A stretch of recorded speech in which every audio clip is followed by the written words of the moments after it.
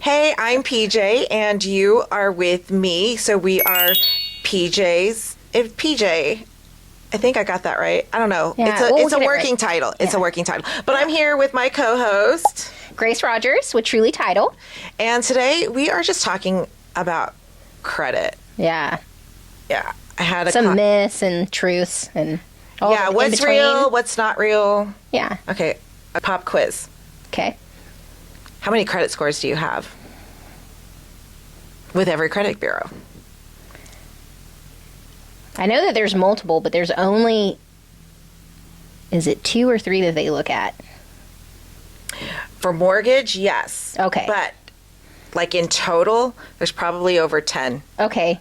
I knew with there was everything. like, yeah. Because I call them algorithms that are placed. Credit scores to me are algorithms placed on top of your credit report to generate a number. Okay. And that number is going to depend on what you're looking for. Okay. So whether it's a credit card, a personal loan, an auto loan, a mortgage, that's going to generate a score. And with just one credit bureau loan with FICO, because there's two, there's FICO and there's Vantage. Okay. We at Mortgage, we look at your mortgage credit score. You may have never had a mortgage, but just because you've never had a mortgage doesn't mean you don't have a mortgage score. The mortgage score looks at everything. Right. So, okay, another quiz. Okay. How many things does the algorithm look at when you're looking at for credit cards? Ooh. Man, I don't know. Okay, so At least like 20? the mortgage does. So credit scores, they update every single day, right? Like we Yep. get those alerts like, oh, your credit score dropped, your credit score went up. Right. Because what it's looking at is your credit utilization. It's looking at, somebody hit your credit? You Sure. know, those hard pulls, that's where that comes in. And then did you make your payment on time? Right. You would be amazed. Very important. Yes. To make those payments. Even if it's $20. Yeah. $20 payment. And then also, how long is your longest credit card or credit history, the longest creditor that you've had? Right. So, like, those 4 things really factor into a credit card credit score. Mm-hmm. Now, mortgage, like you said, 20. Yeah. I mean, Yeah, it does. It looks at maybe 26, 28. Okay. Depending upon the bureau. So every bureau looks at their own different mortgage credit score, which is why they're never the same. well, and it They're never makes the same. sense that it would be more too, because there's so many more variables per se, Mm-hmm. and you're getting lent a little bit more money, right? When Right. it comes to that. Not that I'm saying you can't have some like black platinum card that's going to give you hundreds of thousands of dollars, but I would assume on a mortgage you are getting that. So Right. And so it is bananas. So I had a client last night. She was just like, okay, I said, we are not ready right now. Right. So we're not ready right now, but we will be. With one borrower, it was 4 months. And then Right. the other borrower, it was going to take about a year. And they were like, those are not our credit scores. I don't think that's real. oh, I said, it's oh, but it is. because they were looking at Credit Karma. Yeah. I think that's like Yeah, that's and not all Vantage. fact, And that's a Vantage credit scoring system. That's not FICO. Gotcha. Now there is a Vantage mortgage credit score that's out there, but it's not in play yet. Okay. And we would love for it to come in play because then it'll bring that cost down and have a little bit of competition with the bureaus to keep the cost down. Anyway, so you've got like 10 plus credit scores that are out there, but there's only one mortgage credit score with every credit bureau, and that's what we look at. But because that algorithm looks at 26, 28 items, it looks like, have you ever defaulted on a loan? Okay. Have you ever had charge-offs? Do you have any active collections? And when's the last time they're reporting? So what's weird is the reason why your credit score never looks the same with every credit bureau is these creditors usually have to pay to put that stuff on there. You Gotcha. know? Yeah. And they know you're going to look for a credit score, so they're only going to put it on 1 or 2. It's kind of rare that you see it on all 3, but if you see it on all 3, they really want their money. Yeah. They really want their money. And it's unfortunate that you have like medical debt that's still like populating on there Sure. and things like that. So, Yeah. but yeah, that's a lot. Yeah. That's a lot. And credit, it can make you or break you. Okay, so true or false? You should buy a car before you buy a home. No.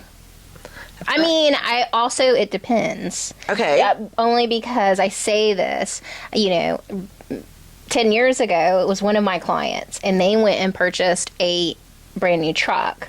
And I called that lender up right immediately because I was walking into closing, and I was like, oh my goodness, because you see it on Facebook, which I know that's like old school, okay, for all you youngins that just use Instagram and TikTok. But I was using Facebook, still am today, and see it, and I'm like, OMG, they just bought a vehicle.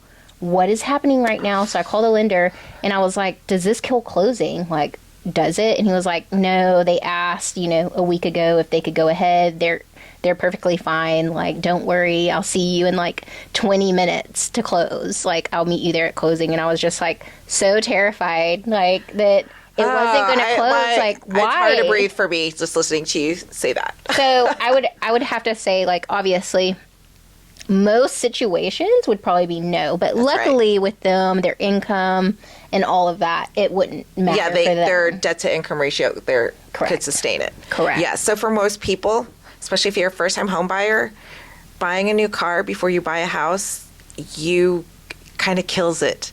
And it's because we look at all of your future mortgage payment, your current debt, divide, and about half of that has to be, is about half your gross monthly income, right? I mean, so even furniture, I have experienced that too, as an agent, that people would go out and buy furniture and put that on credit before closing. And I'm like, I hope you love sleeping on the couch because that's what you have now. Like, I know. It's like the temptations of what you're not supposed to do. Wait of till what we you tell close. you don't do that. Wait till it funds and then go all do around. it. And then go do it. That's right. That's right. Yeah. Yeah. But that's true. I mean, a car, I did, yeah. Yeah. So for I've seen all it. of you purchasing a home this year, do not purchase those big things before you purchase a home. Or ask your lender first. Yeah, ask definitely. us first. Like, ask all the questions. Sure. For sure. Or sometimes as simple as, like, we're talking about credit, opening a line of credit. Don't do it unless your lender tells you to. Right? Because sometimes there's instances where you're like, they need to go ahead and open a line of credit. Yes, right? if we're trying to build your credit score. Yeah. That's actually kind of a weird thing. Right. The credit algorithm likes credit cards. Who would have thought? You always hear it like, don't open credit, don't keep it open. But if you keep it open and then you close that account, you actually do more harm than good. That is correct. Yeah. Because when you do loans, payday loans, installment loans, it has an end date. And when that end date happens, there's nothing left for the algorithm to check to make sure you're still keeping care of that that revolving credit. It loves revolving credit, which is what credit card debt is. It's revolving credit. Because the longer you can keep it open and not ever have a late payment, you can boost that credit up. Boost it up. Yeah. And keep the utilization down. If we keep it below 50, that'll be good. It'll be good. Yeah. And the credit algorithm will be like, oh, you got debt. Good job. Okay, you're taking care of it. You're making payments on time. Yeah. And you're only using half of what I gave you. That is self-control. That is. And I've heard in best practices to keep at least 10% on there. Like, yes, your do thought, not pay. like, I know, it is really hard. It's hard for me Sure. to not want to just pay off the credit card every Right. month, especially if it's the credit card that I use for groceries. And that's just it too. Have a credit card that you use for groceries, a credit card that you use for gas, and then like pay it off. But and the other trick too, don't pay it off when it's supposed to get paid. Pay it off the second to the last day of the month. So Ooh. on average, like the 28th of the month. Is that for reporting wise? Yes, Like, because the mortgage credit score only updates once a month. oh, yeah. Credit card. I wouldn't have thought about that. Yeah, credit scores updates every day, like several times a day. But this only updates once a month. So if we're trying to grow that credit score, you've got to follow how the algorithm works. So it'll update on the 8th, 11th, 13th of the month, and then it's reporting what the balance was on the last day of the previous month. So you could have made a payment on the 5th, right? Yeah. You could have made a payment on the 5th, but it's like the 19th today, but you're like, oh, but I already made that payment. I'm like, I know, but it's made after the last day of the month. So I'm not going to see it till next month. So, and it's crazy. And I think too, if people are having, struggle with their credit cards and things like that, you can move the date for payment too. People don't know that. It's like, it's just like little tips and tricks on that. Like, yeah, especially if if you get paid like on the 15th or the 30th of the month and you're struggling, especially if your payments due like on the 13th right before you get paid. You don't want to be late. Yeah. So, I like that. And then that way you won't have to worry about being late or you're not able to pay it, right? Mm-hmm. So I remember working with a lot of first-time home buyers, that, hey, move those dates so you don't miss that in the future, right? And that'll help your credit a lot. Yes, and do the automatic payment of the minimum payment. I've seen credit scores go down because of a $20 missed payment. Oh my goodness, yes. And it shoots it down immediately like 50 to 70 points. Yeah. And that could be the difference of you qualifying for a home and not qualifying for a home. Yeah. So, but yeah, that's good stuff. Neat. So this is just a crazy question to kind of get to know each other, but your credit card, what is your longest standing credit card? For me, year? 2002, before I knew I wasn't supposed to shut them down. Oh, okay. Yeah. That and the other ones, they were joint with an ex-husband, so I couldn't have that anymore. Right. So mine is, I want to say maybe 2008, and it's for a department store, and I have a $12,000 limit on it. Whoa! Because the algorithm loves that. Yes. Yes. Which is crazy. It's Victoria's Secret, by the way. And they gave you 12 grand? Yeah, and I'm this platinum member. That's a now. lot of PJs. It is a lot of PJs. Fun fact, I did purchase a lot of PJs there. Yeah. Oh, they have such good PJs. Yeah.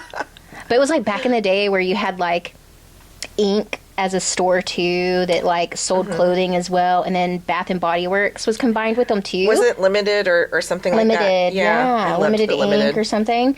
Yeah, but now it's just themselves. But it's just funny that is my longest standing card in any time. I can't imagine what your rewards are. They must be off the hook. Yeah, that's crazy. So they're that is your longest standing card. And I did have cards before that, I believe, but I didn't know what I didn't know, and I'd pay them off and then close them, and then or they would close them on me because I never used the card for 3 years, and I was I'm just gonna leave it open. And that's what I tell a lot of people is if you have a card, just go buy a pair of shoes, go buy something, and then later on pay it off. But you want to have some sort of revolving debt around those cards, right? Which is why I was saying I heard, and I could be wrong, but at least 10% kind of just running on them and then pay it. Yeah, just leave a balance. And it's hard because I know even Krista, she's behind the screen right now. It kills her if she has a balance on her credit card because she's afraid to not pay it. And I'm just set it on auto pay and then just leave it alone. But you can also prepay, right? Sure. I'm a home goods girl. Oh, I was in there yesterday, by the way. Love home. There's a lot of this stuff is home goods. Anyway, I love home goods, but to appease I can't just pay the minimum payment. I got to pay more than that. So you can actually auto pay even a certain amount, which is kind of great too. Yeah. So that just circles back to, having be able to have your credit score kind of, Yeah, you got to check on it, but getting it started early and kind of seeing it, that's what you have to do. Yeah. We'll talk about credit repair and whether you need it or not next.